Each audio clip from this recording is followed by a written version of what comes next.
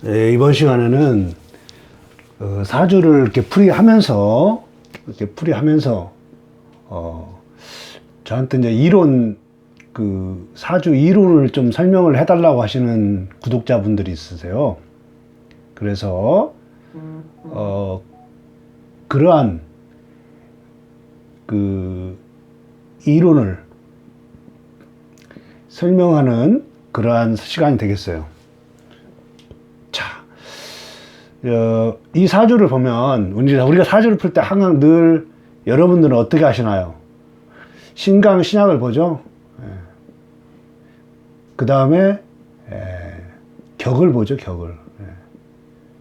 그 다음에 조우를 보고, 이런 것들이 뭘 하려고 하시냐면 기륭을 보려고 하시는 거예요. 근데 여러분이 이런 것의 의미를 아셔야 돼요. 예를 신강 신약이라는 것은 무엇이냐면 이게 주체성을 보는 거예요. 주체성. 즉 신강하다면 자기의 활동 영역이나 자기가 직접 뭔가 하고자 하는 거에 집중하는 사람이에요. 신약하다 그러면 주위 환경에 의존해서 사는 사람인 거예요. 즉 주위 환경이라는 건 뭐냐면 직장 생활하는 거죠. 해보면 직장 생활하는 거고, 신강한 사람들은 주체성이 강하기 때문에 자영업으로 가는 거예요. 물론 이 사람도 이렇게 가고 신약한 사람도 갈 수도 있지만, 주체성 측면에서 이 사람이 얼마나 자기 의지와 현실을 직접 타개를 할 수 있느냐, 그걸 보는 게 신강신약인 거예요. 격은 뭐냐? 월지가 계절입니다. 계절에서 강력한 힘을 가진 것이 그 사람의 무기가 되는 거예요. 무기. 이 무기가 무엇인가를 찾아서 이 사람이 삶을 살 때 무기를 삼는 거예요. 무기. 그래서 여러분이 이제 이런 신강신약을 따지는 것은 중화를 자꾸 찾으려고 하는데 중화를 찾을 수가 없어요. 절대로. 그 다음에 조우는 뭐냐? 그 사람의 환경인 거예요. 환경. 즉 음양. 조우는 그 사람의 환경이 활동하기 좋으냐. 겨울생이 봄, 여름을 만나야 되죠. 봄, 여름을 만나야 되냐. 그러면은 활동이 활발해지고, 좋아진다는 게 길이라는 게 아니고, 활동성이 확장이 되고, 원만하게 활동을 하는 거예요. 그게 조우를 보는 거예요. 그래서, 그렇게 봐야 되고, 자, 그럼 이 사주에서 한번 찾아보죠. 이렇게 풀이를 하면서.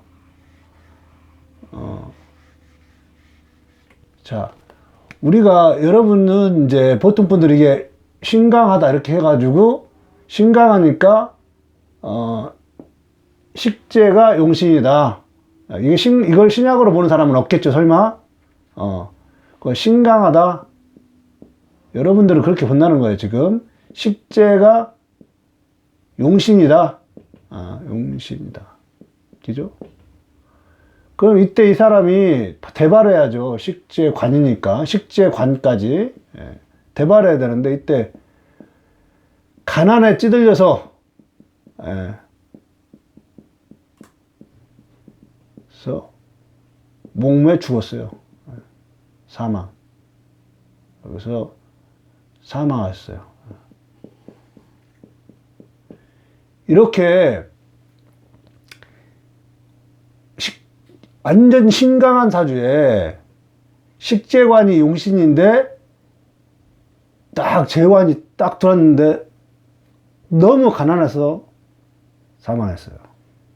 제가 이것은 제가 또 갖고 있는 사주를 띄우면은 제가 또 이제 잘못했다 이렇게 제가 갖고 있는 사주가 잘못됐다 이렇게 하는 분도 있어서 이것은 적천수 자평진전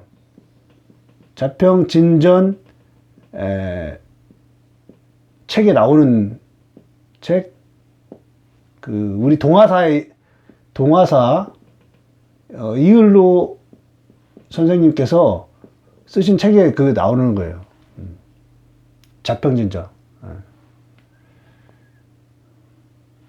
아니 이렇게 신강한 사주에 재관이 딱 떴을 때 가난에 찌들려서 목매 사망했어요.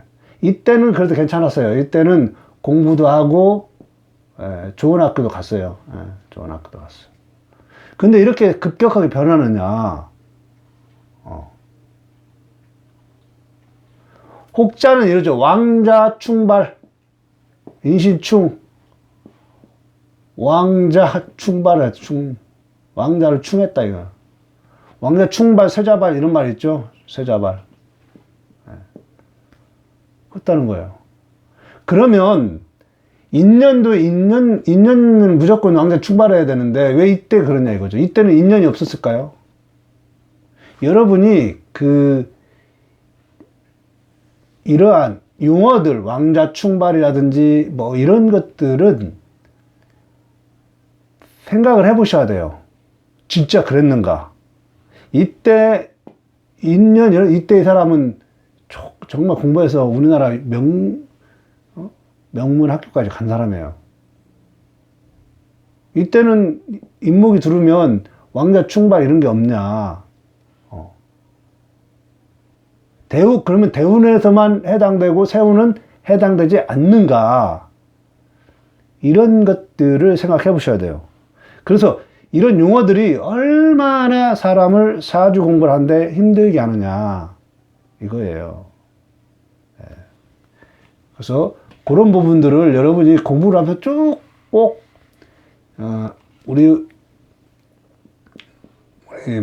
제가 이 사주 선생들, 우리 사주 선생들, 그 사람들이 말해주는 것을 100% 그렇구나 이렇게 생각하면 안 되는 거예요.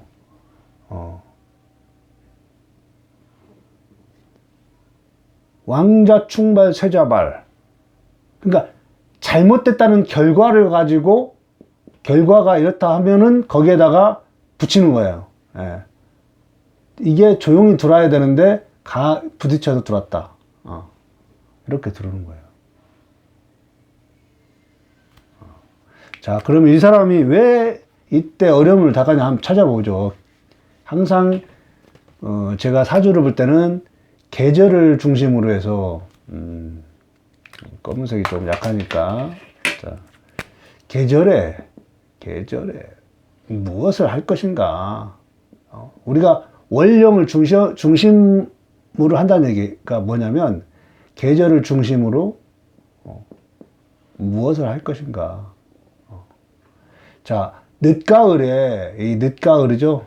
늦가을. 이제 곧 겨울이 옵니다. 이때 이 금이 해야 될 일이 뭐냐? 금이 해야 될 일이 뭐냐? 이미 이 원국에서 금은 화로 예쁘게 만들어졌어야 돼요. 그릇이. 만들어졌어야 돼요. 근데 화기가 약하죠. 여기 정화 하나죠. 만들었어요. 약하단 말이에요. 그렇지만 이 약한 이 정화가 이 모든 것들을 잘 익히는 것이에요. 그래서 이게 관이 좋은 거예요. 관이. 그렇지만 작을 때 제가 어떻게 쓴다고 했어요? 사회 문화적으로는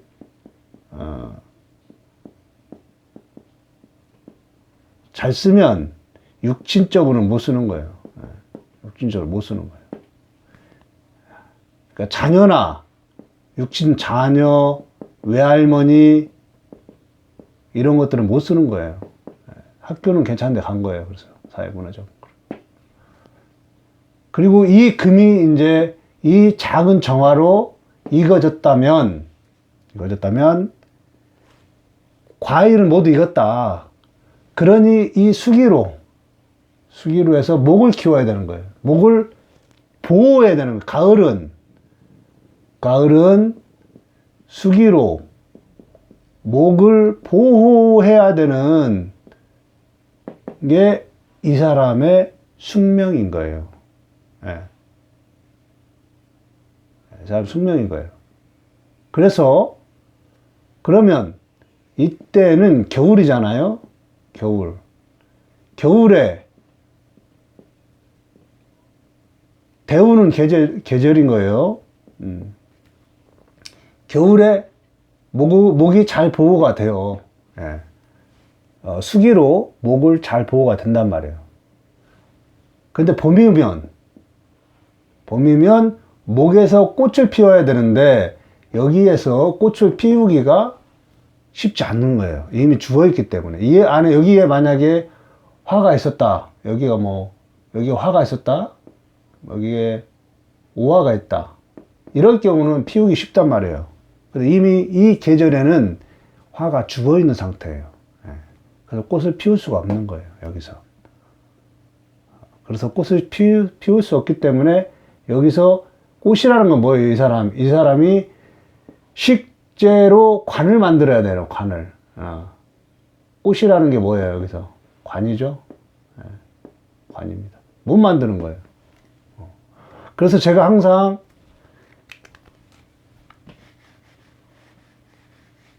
원국에 없다면 쓰지 못하는 거예요.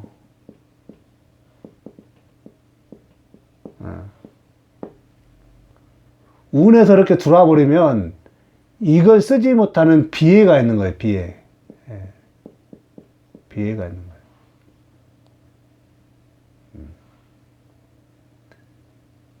그래서 여러분이 사주를 풀 때 이 사주도 마찬가지예요. 이 태어날 때 원국에서 이미 화기가 죽은 상태예요. 죽은 상태.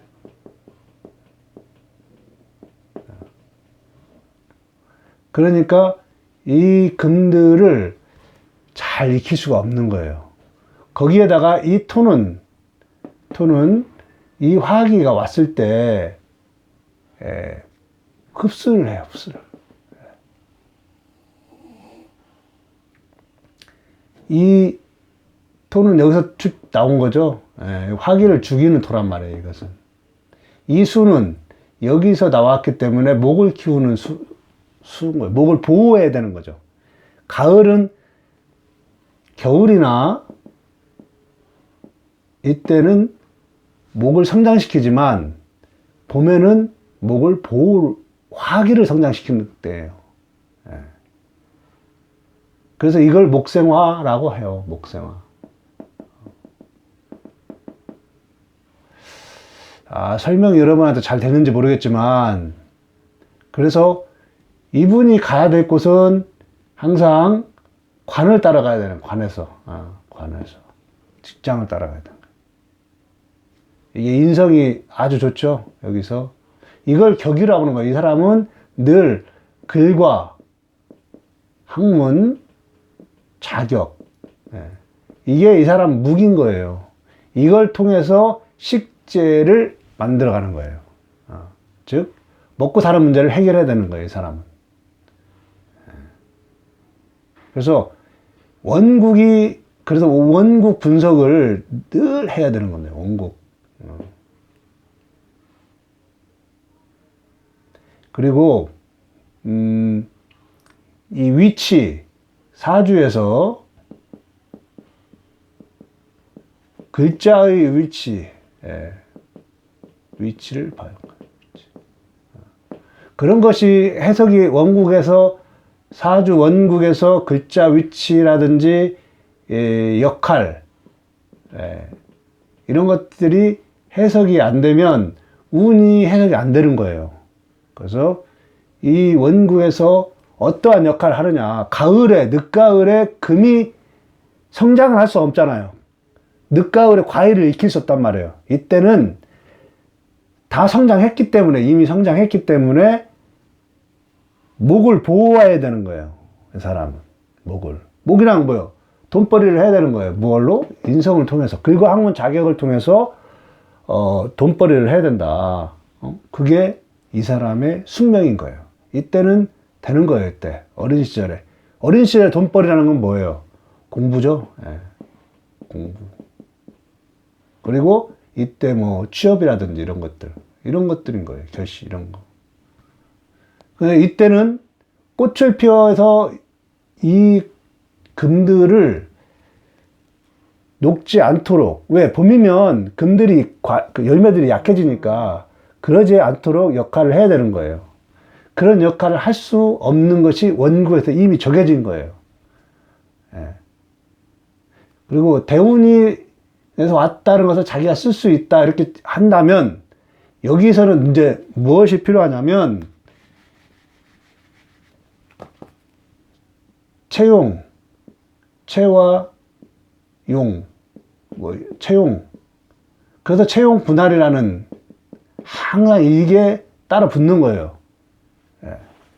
근데 이 대운도 월지에 나왔기 때문에 채용에 일부 들어간다는 학설도 있어요. 들어간다 하더라도 그러면은 이것을 세운에서 잘 운용할 수 있는가? 세운은 채용의 분할에 들어가는가? 안 들어가는가? 이런 것을 고민하셔야 되는 거예요. 자, 오늘은 그래서 이 사주를 보고 이렇게 용신이 왔는데도 왜 이러한 문제들이 굶주림에 시달려 가지고 이 세상을 마무리할 수밖에 없는 입장이 되느냐.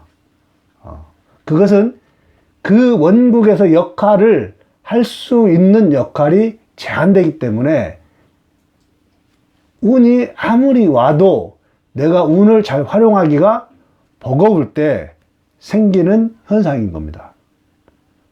자, 오늘 이렇게 오늘은 제 구독자님께서 뭐 격이 무엇이고 신강 시약이 뭐고 조우가 뭐냐, 그래서 그러한 예를 좀 들어서 사주 좀 풀이해 달라고 하셔서 풀이해 놨으니, 여러분이 우리가 막 쓰는 용어들이 왕자 충발, 뭐 세자발, 뭐 이런 것들, 그 다음에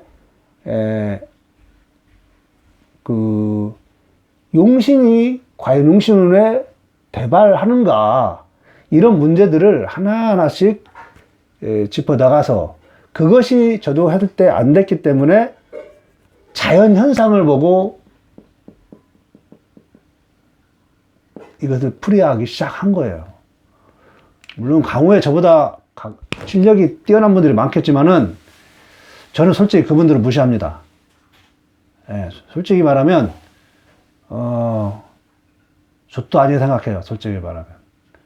제가 이제 기회가 날 때 이제 어떤 강호에 등장할지는 모르겠지만, 기본적으로 그걸 예측이 전혀 할 수가 없어요. 그걸로 아무리 해도 안 됐던 거예요. 그래서 오늘은 여러분한테 제가 의견을 제대로 전달했는지 모르겠지만, 용신운에 이렇게 실패를 겪는 사례를 보면서 과연 우리가 배우는 용신, 신강신약에서 뭐 인비가 가면 식재관, 그 다음에 격국, 그 다음에 조후. 이게 조후도 맞는단 말이죠, 이게. 그러한 것이 얼마나 우리 사주 해석에 사주 풀이하는데 제한성을 두는지를 설명해 드렸습니다. 여러분이 이런 것들 좀 확장해서 공부하시는데 도움이 되셨으면 좋겠습니다. 고맙습니다.